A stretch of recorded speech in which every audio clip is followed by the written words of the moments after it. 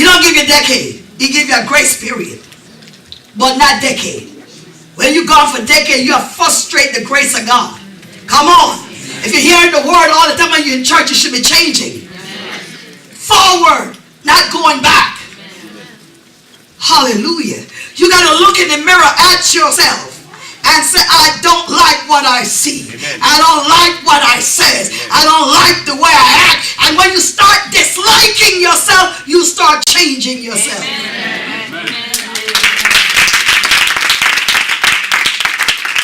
And a sister in this church said, the woman is nasty to the core. Rude. I said, you know, you need to change. She said, I like myself. I said, you do? She said, I like the way I am. She landed in a bad place. You like yourself the way you are. You will land where people like you end up. It's a couple of places. A hospital, a bed of affliction. Come on. Amen. In a jail somewhere, homeless, destituted, run down, brought down, and nobody to help you. People working towards that, Miriam. They're working real hard, and not to where you'll get it. So the devil will make sure you get exactly what you earn. You don't want to see you living right. Well, they treat me good, I treat them good. No. You overcome evil with good. Have you ever read it? Yes. You know why God said that? Because his word for good is greater than the evil they do. Amen. Amen.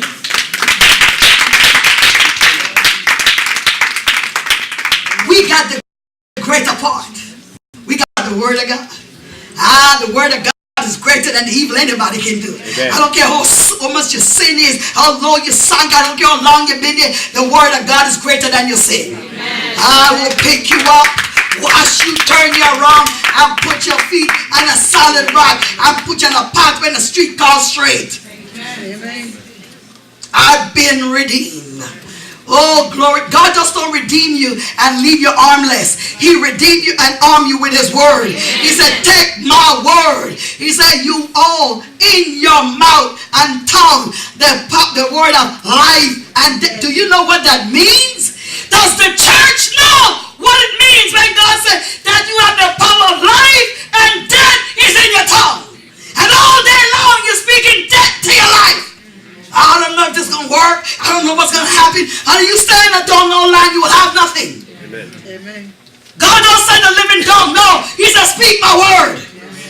I'll speak to the dead and they shall rise. I want you to know that we have the spoken word that divides. We have the living word that walks. And then we have the resurrected word that came back on the grave. Hallelujah. You can look at the dead and say, in the name of Jesus, rise up. Oh, and walk. We have seen so many signs and wonders in this church.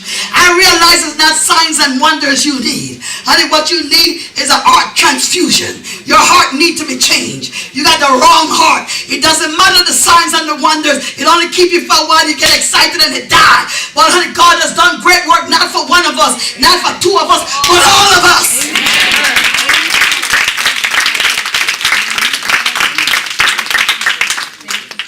Instead they uphold that which God have used, that which God have blessed to bless you. You let the devil use you to tear it down. Honey, I can't be right on Monday and Sunday and wrong on Monday.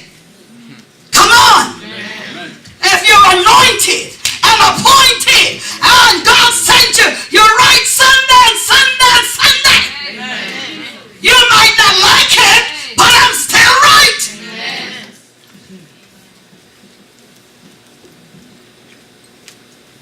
I won't spend my time trying to hurt when I have nothing. When I have nothing. Have I begging of anything? Do you know me longer than all these people? Have I ever begged? Even when I was eating chicken back, I never begged. The reason I never begged wasn't because I didn't need. It's because I trust God. Amen.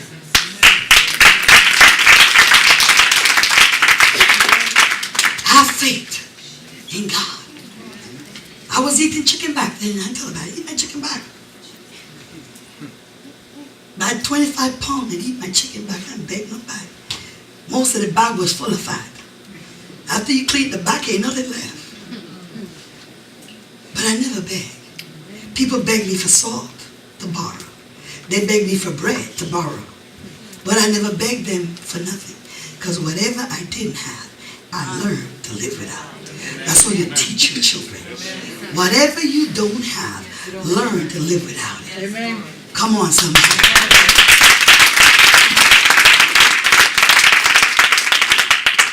It's two-edged. Cuts and heals. Come on. God got to cut you out of where you at. And then turn around and heal you where you're going. Ooh, glory. And when he cuts you out, it's painful. Ah, glory. When you come to God, you got to cut you out from the mess you're in. You got to cut you out from the friends you got. You got to separate you from the environment you're in. Sometimes you got to tell you to leave who you're living with because of nothing but hell. Come on, somebody. And when he cuts you out and you begin to bleed, he turned the sword. And you ever notice they take a hot sword, a knife, and touch a wound and stop the bleeding? That's what God's knife does.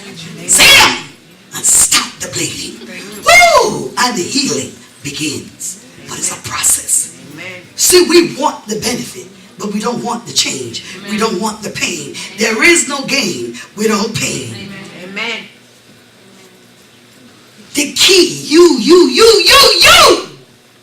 got to come to the place and say something is wrong. And before I investigate them around me, let me investigate me. Amen. Because the problem most of the time is not outside. The problem is inside. Come on, somebody. Hallelujah. Dividing asunder the soul and the spirit. It separates the soul from the spirit. Make we stop giving heed to our own mind, our own desire. You know why there's so much sickness? 90% of the sickness is stress. Amen. Amen. Amen. Here hurt, here hurt, here hurt, here hurt, here hurt, here stress. Amen. It's breaking up your organs. Come on, somebody. You stressed out, and when you stressed out, you have no peace. And if you have no peace, you can't talk to nobody like a sensible human being. Ah!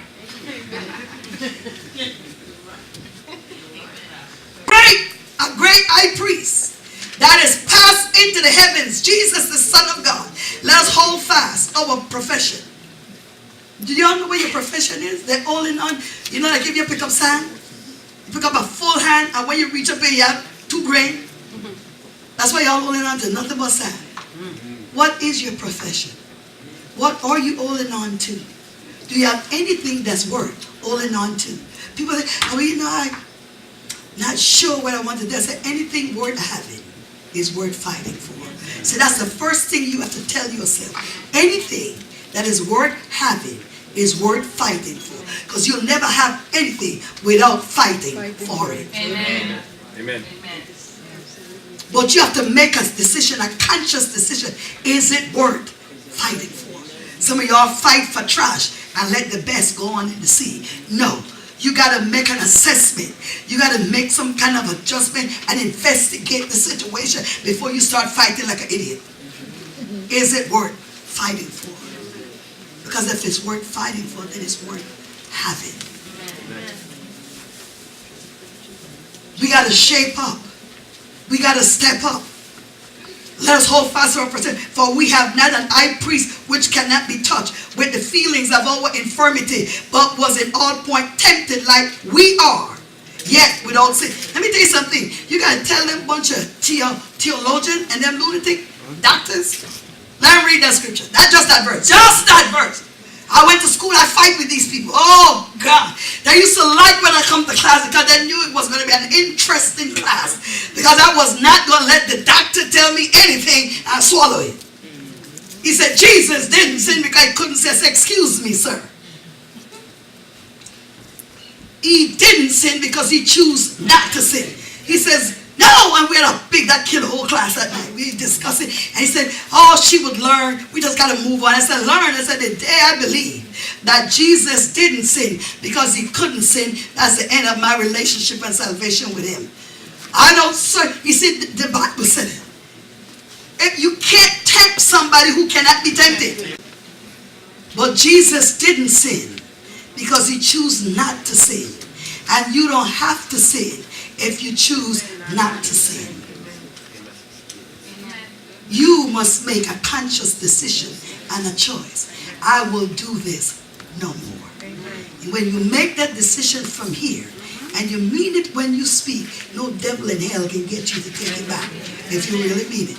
Because God gave you the power of the spoken word. God put something in you to overrule everything the devil got. It's impossible. Think of it. How could you be a sinner for 30 years and come to church and get saved in 1 minute? You know what that tell you? That the one who saved you is greater than the one who kept you for 30 years. Amen. That's how powerful your God. Because if you got something for 30 years, nobody ought to be able to get it. Amen. But God saved you in 1 minute. 12 o'clock you was a sinner. 30 hours and 30 years and 6 hours you was a sinner.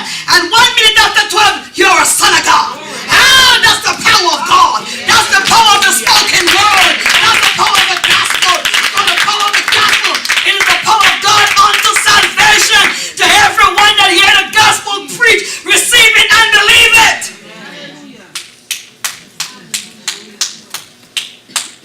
That to me blows my mind. How this guy could save you after the devil had you for so long. That tell me that the greater one was not the one we had. The greater one is the one you just received. Amen. And if he can save you, he can keep you. Come on, tell your neighbor, if he can save you, he can keep you.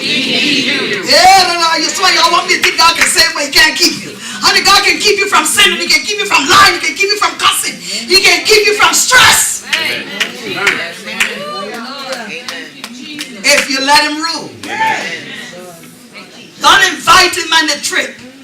Let him be the driver. Amen. And if you let him drive, he will provide. Amen. Don't get it.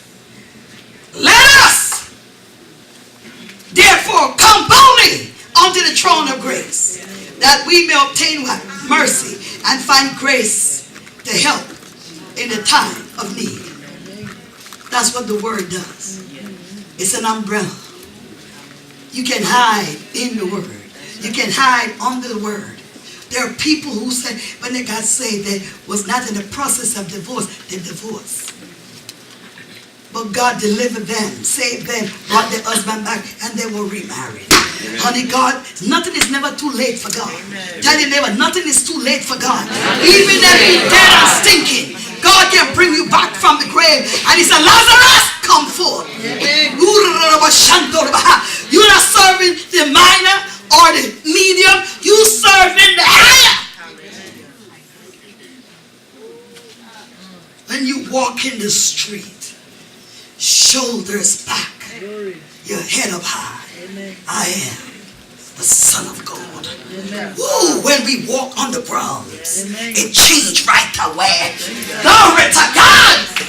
Oh, hallelujah. The Bible says, anywhere my foot tread upon is not holy. I don't care what they was going through. When I get there, it just changed. Hallelujah makes the difference in the equation. Because now comes the minute the devil says, yeah, let's not screaming down 911. When are they coming? Because when you come, you bring the living what? Word. You don't say a dead word, you say a living word. Because when he thought that they killed the word, in 3 days the word